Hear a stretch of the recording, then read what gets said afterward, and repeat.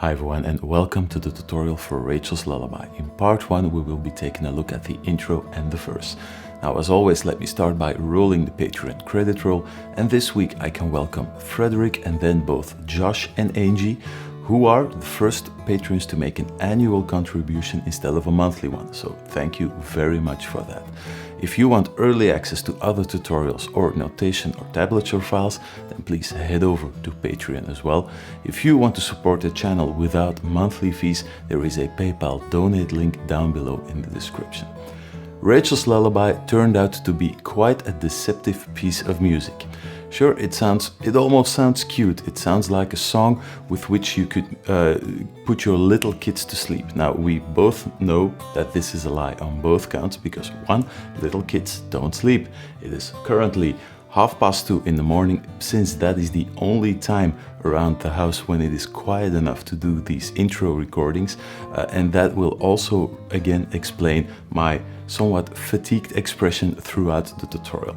Secondly, there is a massive challenge in Rachel's Lullaby, mainly the immense stretch at the start of each verse. Each and every time you have to play the verse, there is a massive stretch in the first 3 chords, and I found it quite a challenge to play these first 3 chords cleanly myself. So make sure you put in the right amount of time in your playing posture, because this is going to be paramount for any chance of success. If you want to succeed, then make sure that you get a good look at how your left hand is positioned throughout these first 3 chords. But after that, the rest of the song isn't actually Tommy's most difficult work. So as soon as you push on through those first 3 bars, then you should be good to go. Anyway, no more delays, let's dive straight in. The guitar is in standard tuning and all you need is a thumb pick. Or at least Tommy uses one in the original recording. I transcribed this song without a thumb pick at hand, so I just used my fingers, and this is one of those few songs where there's not really actually that much merit or advantage in using a thumb pick. So if this is not for you, then it's perfectly playable without a thumb pick as well. Let's have a look at the intro first.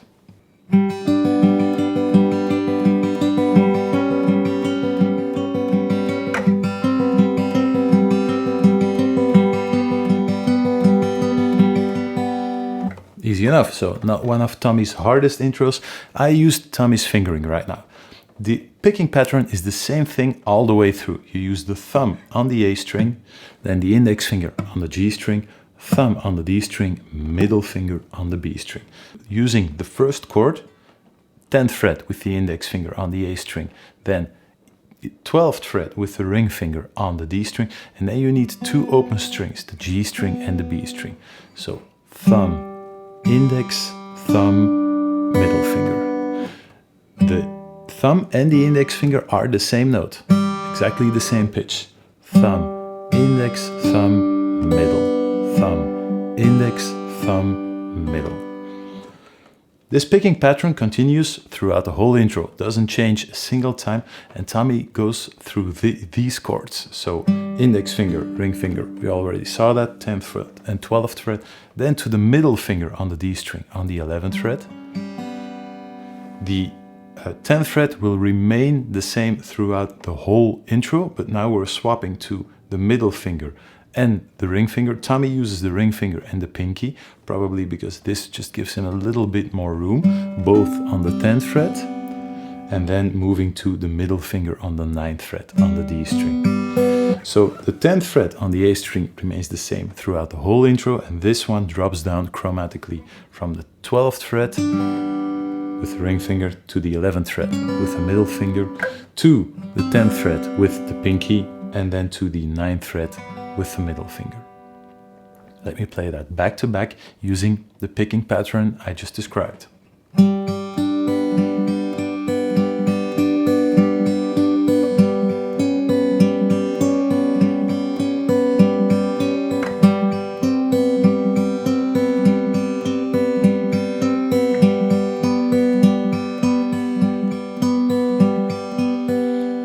Everything nice and even, all 8th notes. Each arpeggio is played 4 times. 1, 2, 3, 4. 4, and then on to the next.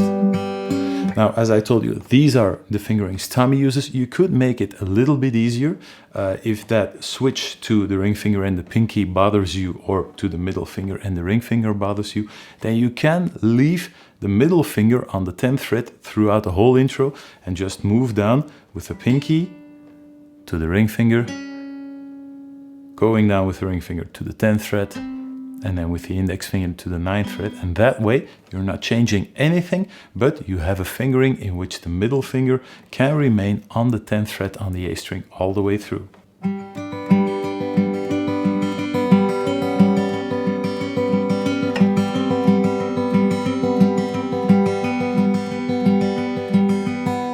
My guess is that Tommy's fingers are a bit too wide for this chord shape, and that's why he opts for this one instead of doing this, and that is what will probably make using this fingering going down, using the middle finger on the bass string, maybe just a bit awkward for him, because this is actually easier than the original fingering, and you're not changing anything, the exact same notes, the exact same technique.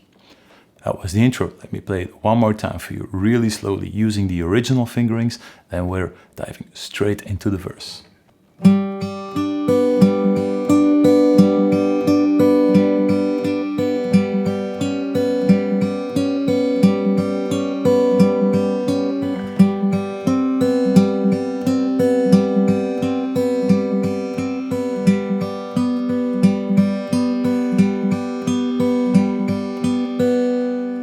Forgot to mention that last chord, you're actually only playing 2 notes, because 10th fret on the A string and the open G string are the same thing, and the 9th fret on the D string and the open B string are the same thing as well. So this can maybe mess a little bit with that picking pattern. Just try to lock in the exact same thing all the way through and you should be good.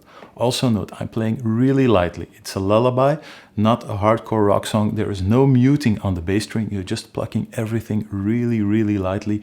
Don't dig in too hard, especially with a thumb pick. That was the easy part. Now on to the real challenge of the song, which is the verse. I'm going to play through it all the way, then the explanation will follow.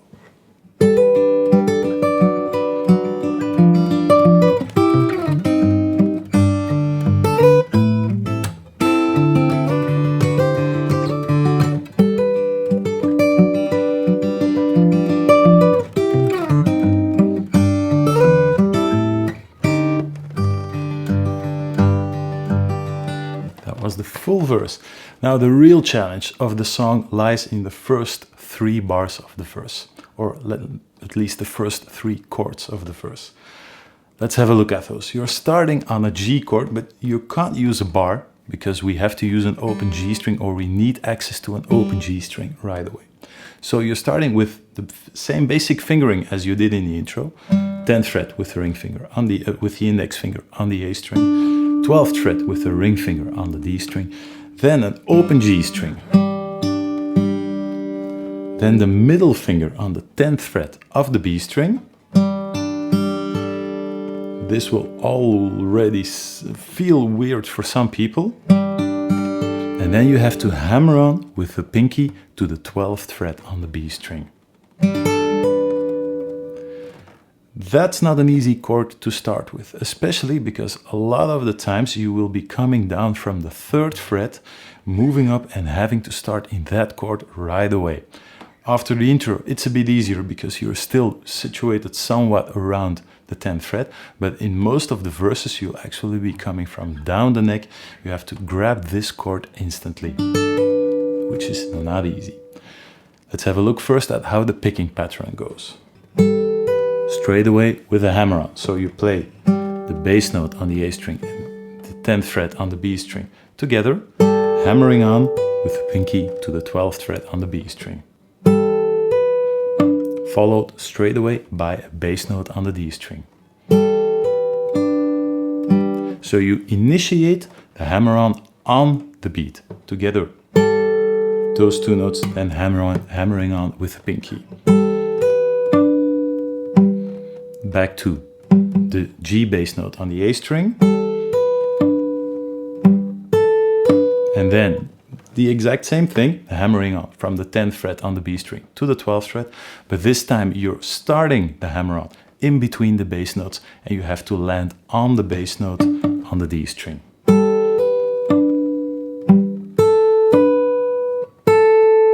So that last hammer-on, as you play the hammer-on, as you land on the note, the thumb pick should play the D bass note at the exact same moment.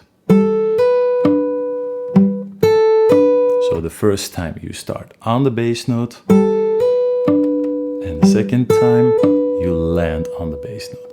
Then after that hammer-on with the pinky, the ring finger makes it even trickier, moves down to the high E string, again on the 10th fret for the last melody note of the bar.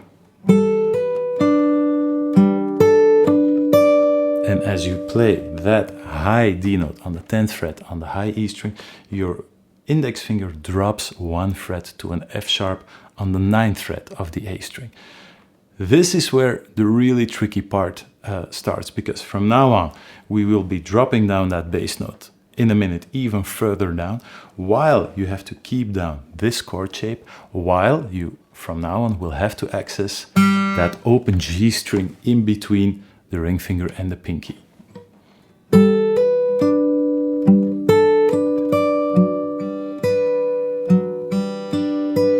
And you might notice this, I'm playing those fills in between the melody really, really softly. That G string, it's almost brushing, it's not even plucking, it's really, really light. I think Tommy adds in that G string to give the song a bit more of an even rhythmic flow, instead of just the more driving thumb pick boom chick alternating bass line. That open G string in between sort of gives the song a softer flow, but it is hard to get it out because of that fingering. So this fingering stays the same, 10th fret, 12th fret, 12th fret, and as you drop down, 3, 4, you play thumb, index finger on that open G string, and then the middle finger and the thumb at the same time, plucking those 2 strings at the 12th fret. 3, 4. And the second part of the bar is the same picking pattern as we did in the intro. Thumb, index finger, thumb, middle finger. Thumb on the A string, index finger on the G string, thumb on the D string, index finger, a middle finger on the B string. Those 2 bars back to back.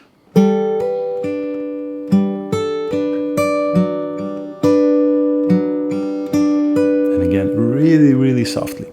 Now, the thing that you should watch out for, I noticed for myself as well in the beginning, you really tend to focus on that bass note going down, while the main focus should be on this fingering on top, making sure that it doesn't change position, the fingers stay exactly in the same position, and you really have to adjust your fingering or your posture for that one finger going down, but this should remain exactly the same all the way through. Because now we're ending up on the 3rd bar or the 3rd chord, and the index finger will move down even 1 fret further. So you're coming from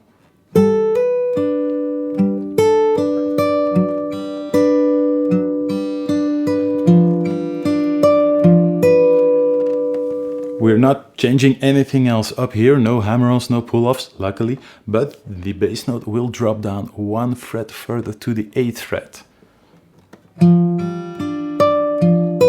So that's what you're playing. So thumb, index finger on the G string, thumb on the D string, and then middle finger on the high E string for that 10th fret. Back with the thumb to the A string, and then again the middle finger on the B string. So 2 times the middle finger in between the bass notes. And then it's up to you whether you play that last bass note on the 12th fret or not, because Tommy sometimes does and sometimes doesn't. It might make a difference if you know where you are heading, because right after this you have to go for a little triad, index finger 8th fret on the B string, middle finger 9th fret on the G string, ring finger 10th fret on the D string, and then the thumb over the side of the neck on the low E string. which is a plain C chord. Now, coming from this chord to that chord is a huge shift of your playing posture and your playing position. Because for this chord, my thumb has to be way down low, the wrist has to be arched all the way down, and then all of a sudden in comes this chord with the thumb over the side of the neck, and it's the complete opposite of where my hand should be. So if you leave out that very last bass note, as Tommy sometimes does himself, this will give you just a split second more to get to that chord. With the bass note.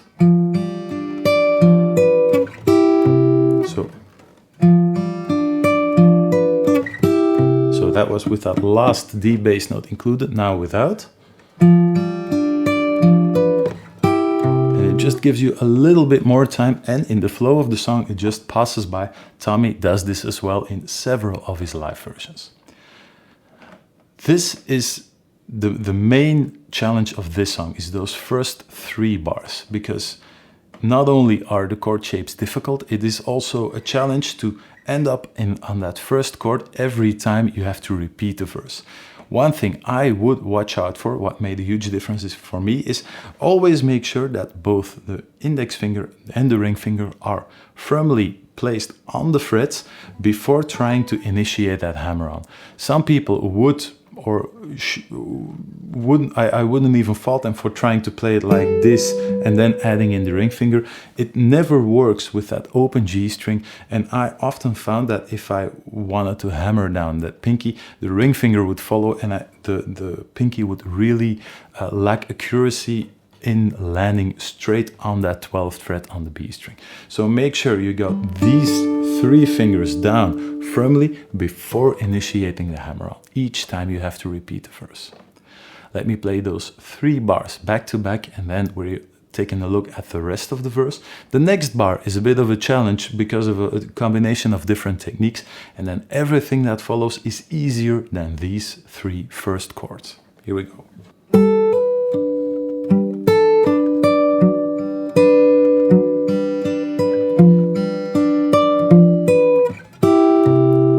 C chord. Now, in the next section there are quite a few chords with the thumb over the side of the neck.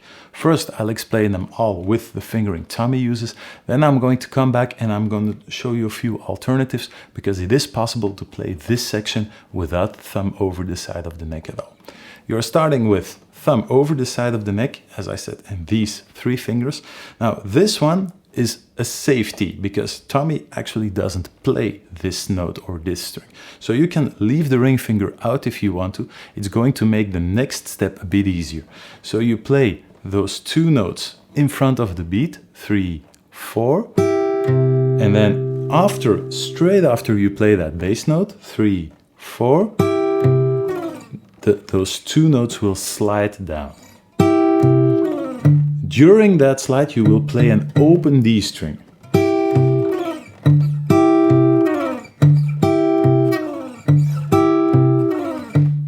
That's the move you should make. And then when you end up down below, you have to swap the fingering to this, which is middle finger on the 4th fret of the B string, pinky and ring finger both on the 5th fret on the G and B strings, and then the thumb over the side of the neck on the low E string, 3rd fret. So that slide, it's hard to notate in the tablature, so it's going to look a bit different, but this slide doesn't actually connect to the chord. You slide down, lift, and put down the next chord. They're not connected by the slide. It's not possible in this fingering. This is a C minor chord with a G in the bass, and you just keep alternating the bass between the low E string and the D string. So just low E string, D string, and then to a plain G chord, thumb over the side of the neck, 3rd fret, and then index finger, 3rd fret on the B string, and the rest is just open strings.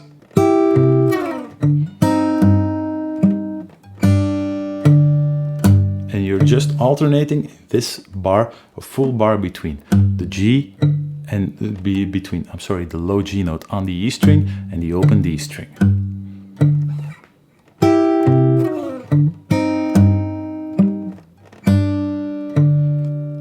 then after the second bass note of that open G chord, you add in the pinky on the 5th fret on the high E string, sliding up to the 7th fret, and again the timing, this is an 8th note, sliding up to a full quarter note.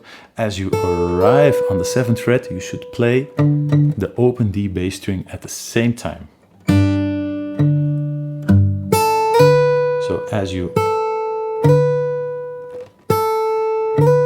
And also make sure this 5th fret is a full 8th note. It's no embellishment.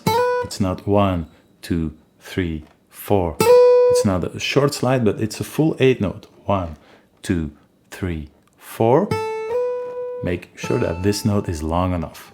1, 2, 3, 4. Now, before I continue, I'm going to backpedal really quickly and show you the chord voicings you can use, or the fingerings, to play this section without a thumb over the side of the neck at all.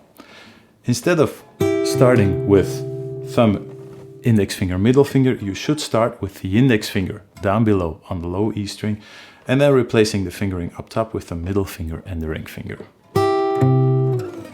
Same thing to that open D string, and then to a full bar across the 3rd fret, spanning all 6 strings, adding in, like you would play a normal C minor chord with a root on the 5th string, only the bar spans 6 strings because you need that low G bass string.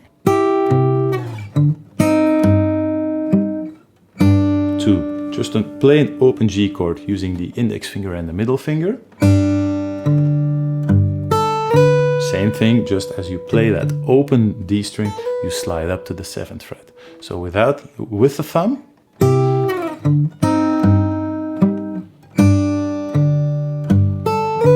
Now without the thumb.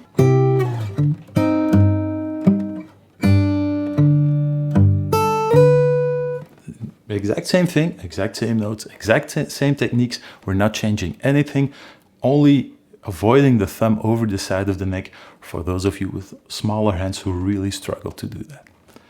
We're closing down the first section of the verse. We're landing on that bar at the 5th fret across 4 strings from the D string to the high E string. Bass note on the D string. Make that chord really short. And then it's not, I wrote some X's down below in the tablature. It's not a percussive slap or tap. It's just lightly muting the string. Make sure that nothing sounds out. To a bar across 3 strings now. So you're just dropping down that bar 1 string. So the D string becomes an open string. Play the chord in front of the beat and then adding in an open D bass note. And now we're moving up the neck in little triad shapes from the 5th fret, moving up the bar to the 7th fret, and from the 7th fret to the 8th fret, and we're adding in the middle finger on the 9th fret, giving you, if you count this or explain this in simple chord voicings, from an A minor triad to a B minor triad to a C triad, and we move up this even 2 frets further to a D triad. All the way with an open bass string underneath, and the picking pattern is the exact same thing every time. Thumb, separate note on the G string, and then a soft strum, and not even strumming is the right word. It's more like brushing. It's really, really softly, 1 strum going down and 1 strum going up. And then as you strum upward, it's only the index finger. The strum going upward is always coupled with the change to the next triad. So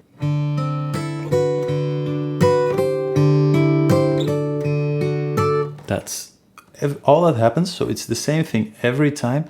Thumb, index finger, strum down, and as you strum upward, you move to the next chord shape and you repeat the same thing. Thumb, index, down, up, moving to the next chord shape. Thumb, index, down, up, thumb, index, down, up, thumb, index, down as the final chord on the 4th beat. Just play 1 single chord on the 4th beat, because then you will have to swap over right away to that first chord of the verse again to start again from the top. And you know, this fingering is difficult, so just one chord, 3, 4, and giving you just a little bit more time to get to that first chord of the verse.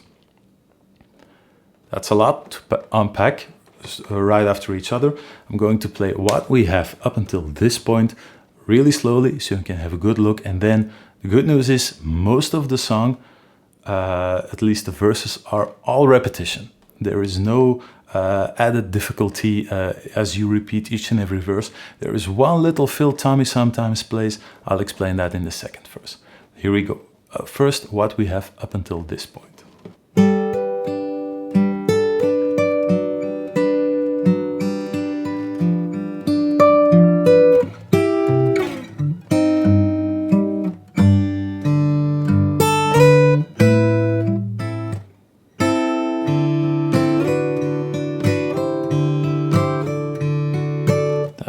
What we have up until this point. Now the second part of the verse starts in the exact same way.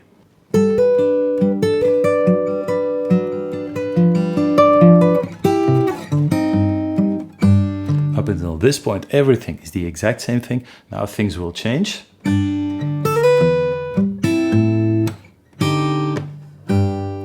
So we're moving up that slide in that first bar. Instead of waiting after the third beat to initiate that slide, now we're starting after the second beat. 1, 2, and this time the slide is an embellishment, not an eighth note sliding up, but just a really quick slide to the 7th fret.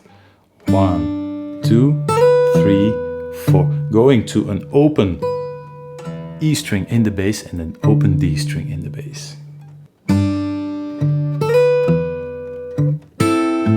Front of the beat, like we did before on the D chord, now it's on the A minor chord. 1, 2, 3, 4, 1, soft mute, a C minor triad over a D, a bass note, so index finger, middle finger, ring finger on the 3rd fret, 4th fret, 5th fret, and an open B string.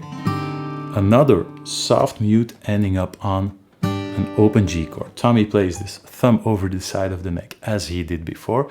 If you swapped it out before with the other fingering, then just use the standard G chord, but make sure to use two on the B and E string 2 times the 3rd fret, so ring finger and pinky.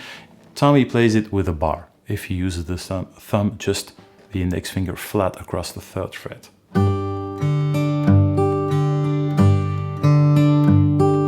He repeats that bar 2 times.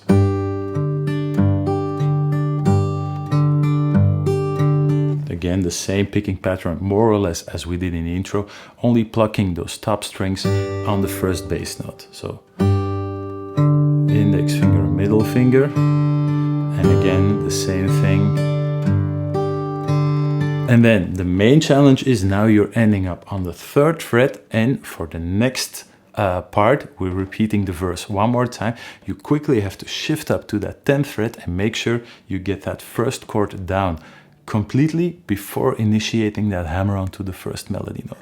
This is where the real challenge lies, coming from this.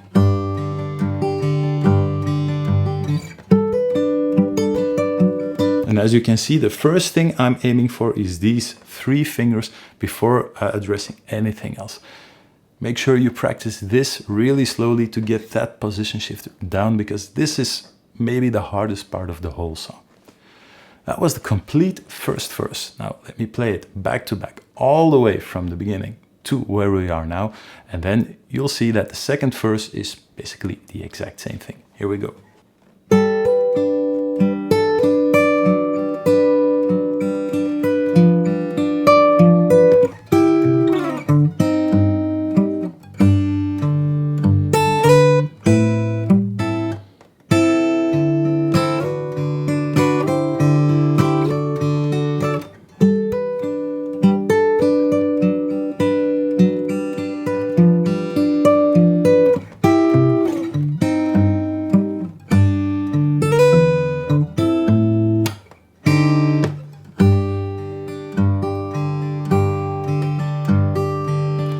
The end of the first verse seems like a good place to conclude part 1 of the tutorial.